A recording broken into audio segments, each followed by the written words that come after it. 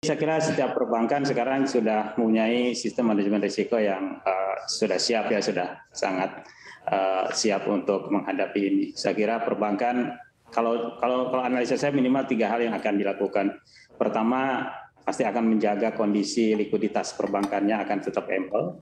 Yang kedua, melakukan rebalancing atas aset dan liabilitiesnya terutama yang sensitif.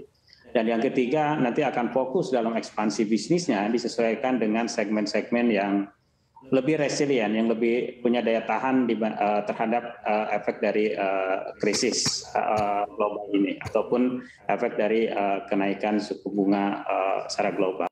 Karena kami melihat bahwa yang dihadapi semua negara saat ini dan oleh Bank Sentral di seluruh dunia adalah tingkat inflasi yang tinggi dan direspon dengan naiknya suku bunga acuan. Nah, ini pasti akan mengakibatkan adanya kenaikan suku bunga. Dan selain itu juga tentunya juga nanti suku bunga interbank juga akan naik juga. Dan ini menyebabkan juga di sektor realnya nanti tentunya ada sedikit perlambatan dalam pertumbuhan akibat dari sedikit terkoreksinya daya beli dari masyarakat. Mungkin kurang lebih seperti itu, Mbak. Baik, tapi sebelumnya ini kan sebenarnya Bank Indonesia sudah menaikkan rasio GWM juga begitu menjadi 9%. Apakah ini sudah terasa dampaknya oleh perbankan? Saya kira indikatornya sudah terasa ya, karena pertama kalau kita perhatikan likuiditi perbankan yang setiap hari jatuh tempo, ini adalah instrumen-instrumen perbankan secara nasional ditempatkan ke Bank Indonesia. Sebelum GWM naik itu angkanya masih di atas 200 triliun per hari ya. Sekarang angkanya sudah di bawah 100 triliun, di antara 90 sampai 100 triliun. Ini menunjukkan bahwa liquidity market sudah mulai terserap ya lewat GWM tersebut. Nah, sehingga ini juga menyebabkan instrumen interbank call money, instrumen borrowing interbank juga sudah mulai adjustment ya. Ada beberapa penyesuaian dari likuiditas yang mulai terserap lewat GWM itu. Baik, dan sebelumnya juga Bank Indonesia sebenarnya sudah menaikkan suku bunga acuan juga. Apakah ini juga sudah diimplementasikan di perbankan?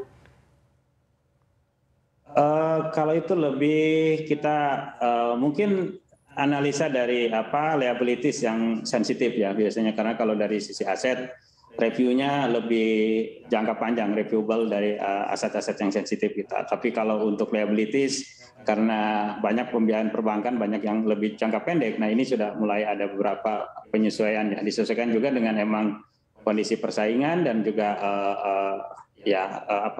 kondisi likuiditas yang ada di market juga. Jadi ya pelan-pelan sudah mulai menunjukkan adanya kenaikan juga di sisi liabilities. Baik, kita akan beralih ke Pak John dari BJB. Pak John, kalau tadi Pak Itang sudah sampaikan ini sudah mulai terasa nih sedikit-sedikit efek dari kenaikan suku bunga acuan Bank Indonesia sebelumnya dan juga kenaikan GWM. Kalau di BJB apakah juga sudah merasakan hal yang sama?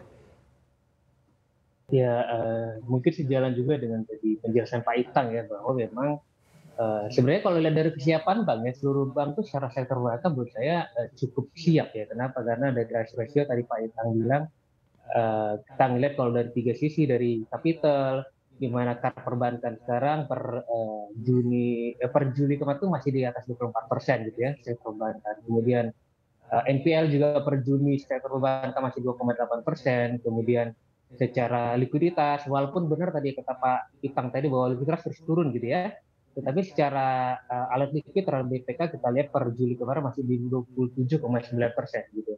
Jadi kalau begitu GWM naik yang kemarin per 1 September dia 9%, mungkin masih di sekitar 26% gitu.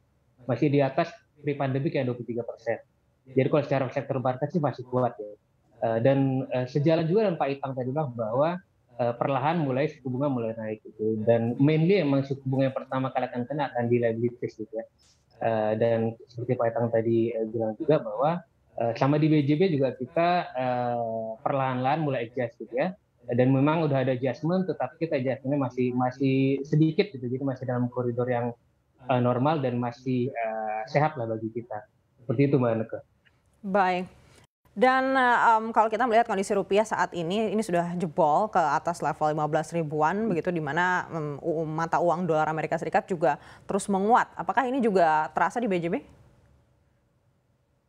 Kalau di BJB sih kita nggak terlalu terasa banyak masalah ya. Kenapa? Karena memang secara kredit juga dari kemarin semenjak suku bunga kita ngerasa suku bunga dolar mau naik, kita juga secara kredit membatasi sekali untuk kredit valuta asingnya gitu ya.